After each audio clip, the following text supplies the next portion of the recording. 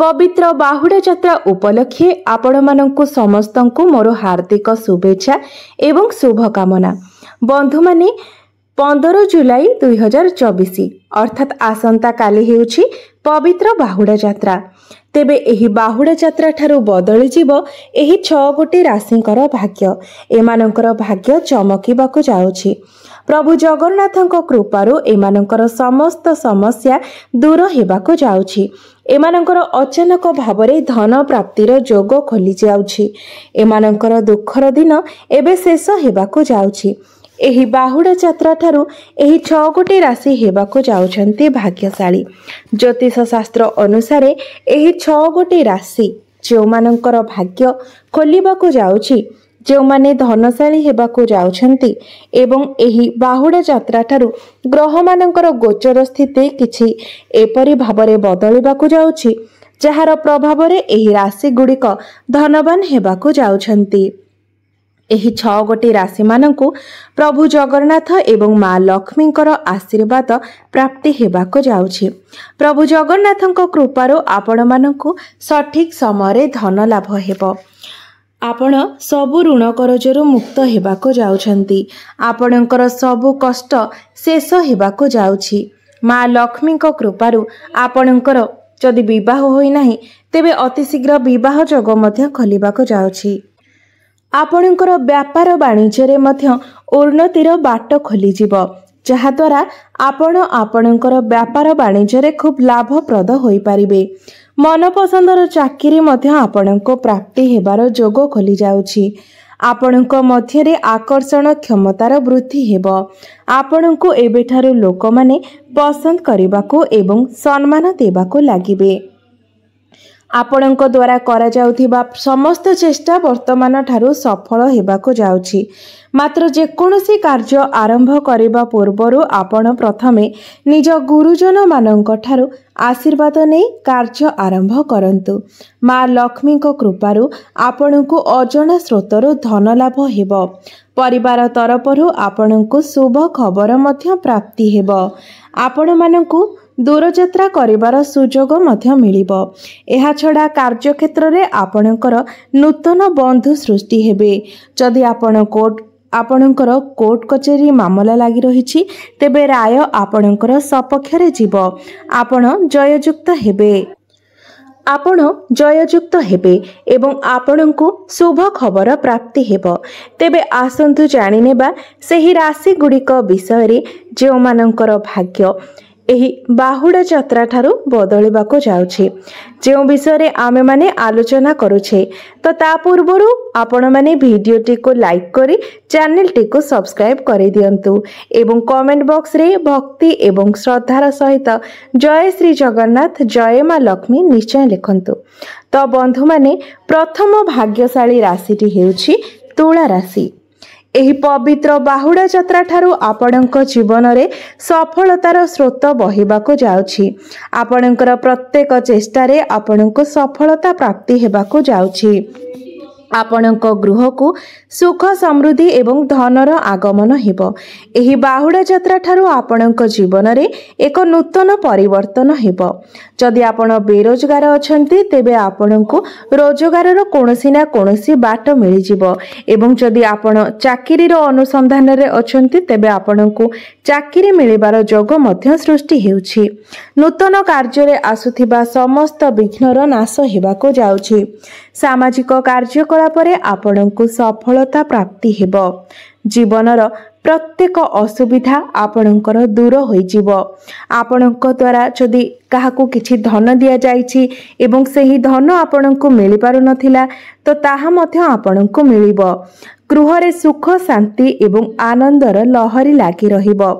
धन रोजगार करिबार नूतन रास्ता आपणको पई खोली जिवो। एबे आसंतु जानिबा द्वितीय भाग्यशाली राशि जे कि हेउछि राशि चक्रर द्वितीय राशि वृष राशि। आपणकर आर्थिक स्थिति रे अनेक उन्नति हासिल हेबो। आपणकर आगामी समय सुखमय हेबाको जाउछि। व्यापार वाणिज्य रे धन लाभ हेबार संभावना बनुअछि।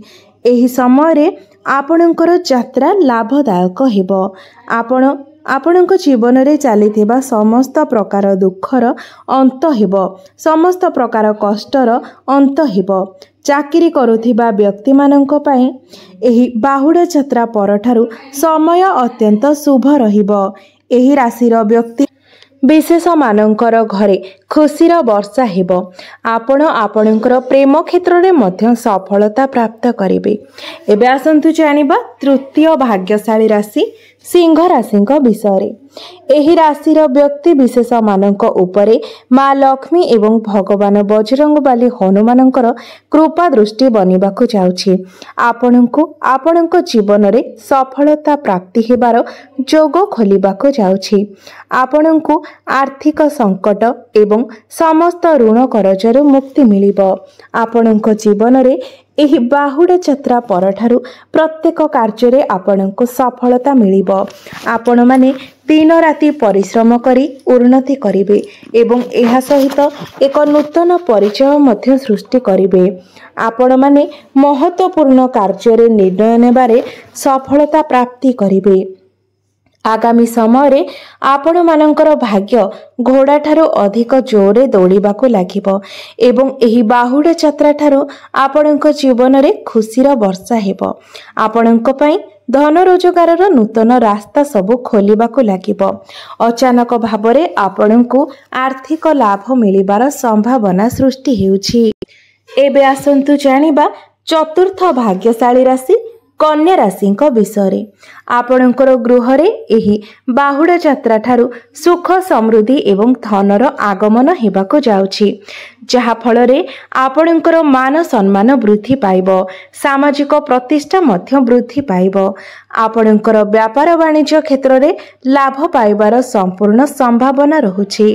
ଚାକିରି କ୍ଷେତ୍ରରେ ଉନ୍ନତିର କୌଣସି ଏକ ବଡ଼ ଖୁସି ଖବର ଆପଣଙ୍କୁ ପ୍ରାପ୍ତି ହୋଇପାରେ। ଧନର ଅପାର ବୃଦ୍ଧି ହେବାର ସମ୍ଭାବନା ରହୁଛି ଏବଂ ଚାକିରିରେ ପଦୋନ୍ନତି ହେବାର ଯୋଗ ମଧ୍ୟ ସୃଷ୍ଟି ହେଉଛି। ଏବେ ଆସନ୍ତୁ ଜାଣିବା ପଞ୍ଚମ ଭାଗ୍ୟଶାଳୀ ରାଶି ମେଷ ରାଶିଙ୍କ ବିଷୟରେ। ପ୍ରଭୁ ଜଗନ୍ନାଥଙ୍କ କୃପାରୁ ଏବଂ ଆଶୀର୍ବାଦରୁ ଏହି ବାହୁଡ଼ା ଯାତ୍ରା ଠାରୁ ଆପଣଙ୍କ ଜୀବନରେ ସମସ୍ତ ପ୍ରକାରର ଖୁସି ଆସିବାକୁ ଯାଉଛି। ଆପଣ ଅତି କଠିନରୁ କଠିନ କାର୍ଯ୍ୟକୁ ମଧ୍ୟ ସହଜରେ ଶେଷ କରି ଆଗକୁ ବଢ଼ି ଚାଲିବେ। ଆପଣଙ୍କର ପ୍ରତ୍ୟେକ ଚେଷ୍ଟାରେ ଆପଣଙ୍କୁ ସଫଳତା ପ୍ରାପ୍ତି ହେବାକୁ ଯାଉଛି। ଆପଣଙ୍କ ଗୃହକୁ ସୁଖ ସମୃଦ୍ଧି ଏବଂ ଧନର ଆଗମନ ହେବ। ଏହି ବାହୁଡ଼ା ଯାତ୍ରା ପରଠାରୁ ଆପଣଙ୍କ ଜୀବନରେ ଏକ ନୂତନ ସକାରାତ୍ମକ ପରିବର୍ତ୍ତନ ହେବ। ଆପଣଙ୍କର ପରିବାରରେ ଏହି ବାହୁଡ଼ା ଯାତ୍ରା ଠାରୁ ଖୁସିର ମାହୋଲ ଲାଗି ରହିବ। କୌଣସି ଶୁଭ ମାଙ୍ଗଳିକ କାର୍ଯ୍ୟର ଆୟୋଜନ ମଧ୍ୟ ହୋଇପାରେ। ଆଗାମୀ ସମୟ ଆପଣଙ୍କ ପାଇଁ ଅତ୍ୟଧିକ ଶୁଭମୟ ହେବାକୁ ଯାଉଛି। ମା ଲକ୍ଷ୍ମୀଙ୍କର ନାମ ନେଇ ଆରମ୍ଭ କରିଥିବା ସମସ୍ତ କାର୍ଯ୍ୟରେ ଆପଣଙ୍କୁ ସଫଳତା ପ୍ରାପ୍ତି ହେବ। ଷଷ୍ଠ ଭାଗ୍ୟଶାଳୀ ରାଶିଟି ହେଉଛି କୁମ୍ଭ ରାଶି। ବ୍ୟାପାର ବାଣିଜ୍ୟ କରୁଥିବା ବ୍ୟକ୍ତିମାନଙ୍କୁ ଏହି ବାହୁଡ଼ା ଯାତ୍ରା ଠାରୁ ବ୍ୟାପାର ବାଣିଜ୍ୟ କ୍ଷେତ୍ରରେ ଅହେତୁକ ଧନଲାଭ ହେବାର ସମ୍ଭାବନା ସୃଷ୍ଟି ହେଉଛି। ଆପଣଙ୍କର ସଫଳତାକୁ ଦେଖି ଆପଣଙ୍କର ଶତ୍ରୁମାନେ ଆପଣଙ୍କ ପ୍ରତି ଅତ୍ୟଧିକ ଉଗ୍ର ହୋଇପଡ଼ିବେ ଏବଂ ଆପଣଙ୍କର କ୍ଷତି ସାଧନ କରିବାର ବାଟ ଖୋଜିବେ। ମାତ୍ର ସେଥିପାଇଁ ଆପଣ ବିଲକୁଲ ବି ବ୍ୟସ୍ତ ହୁଅନ୍ତୁ ନାହିଁ, କାରଣ ଯେତେ ଚେଷ୍ଟା କଲେ ମଧ୍ୟ ସେମାନେ ତାଙ୍କର ଚେଷ୍ଟାରେ ସଫଳ ହୋଇପାରିବେ ନାହିଁ ଏବଂ ଆପଣଙ୍କର ଶତ୍ରୁମାନେ ସେମାନଙ୍କର ସମସ୍ତ ଚେଷ୍ଟାରେ ବିଫଳ ହେବେ। ସେମାନେ କଦାପି ବି ସଫଳ ହୋଇପାରିବେ ନାହିଁ। ଶିକ୍ଷାର୍ଥୀମାନଙ୍କୁ ଅତି ଶୀଘ୍ର ନିଜର ଗୁରୁଜନମାନଙ୍କ ଠାରୁ କିଛି ବଡ଼ ଜିନିଷ ପ୍ରାପ୍ତି ହୋଇପାରେ। ଏହା ସହିତ ପରୀକ୍ଷାରେ ସଫଳତାର ଯୋଗ ମଧ୍ୟ ବନୁଅଛି। ଘର ପରିବାରରେ ଆପଣଙ୍କୁ ଆପଣଙ୍କର ପତ୍ନୀଙ୍କର ସହଯୋଗ ସବୁଠାରୁ ଅଧିକ ପ୍ରାପ୍ତି ହେବ ଏବଂ ସୁଖ ଦୁଃଖରେ ଆପଣଙ୍କର ସ୍ତ୍ରୀ କିମ୍ବା ଆପଣଙ୍କର ସ୍ୱାମୀ ଆପଣଙ୍କର ସାଥୀ ହୋଇ ସବୁ ଦୁଃଖ କଷ୍ଟର ସାଥ ଦେବେ। ମା ଲକ୍ଷ୍ମୀଙ୍କର କୃପା ଦୃଷ୍ଟି ଆପଣଙ୍କର ଏବଂ ଆପଣଙ୍କର ପରିବାର ଉପରେ ଲାଗି ରହିବ। ତ ବନ୍ଧୁମାନେ, ଏମାନେ ଥିଲେ ସେହି 6 ଗୋଟି ଭାଗ୍ୟଶାଳୀ ରାଶି ଯେଉଁମାନଙ୍କର ଭାଗ୍ୟ ଏହି ବାହୁଡ଼ା ଯାତ୍ରା ଠାରୁ ଚମକିବାକୁ ଯାଉଛି। ତ ବନ୍ଧୁମାନେ, ଯଦି ଆପଣମାନଙ୍କର ରାଶି ଏହା ମଧ୍ୟରେ ଥାଏ ତ କମେଣ୍ଟ ବକ୍ସରେ ନିଶ୍ଚୟ ଜଣାଇବେ।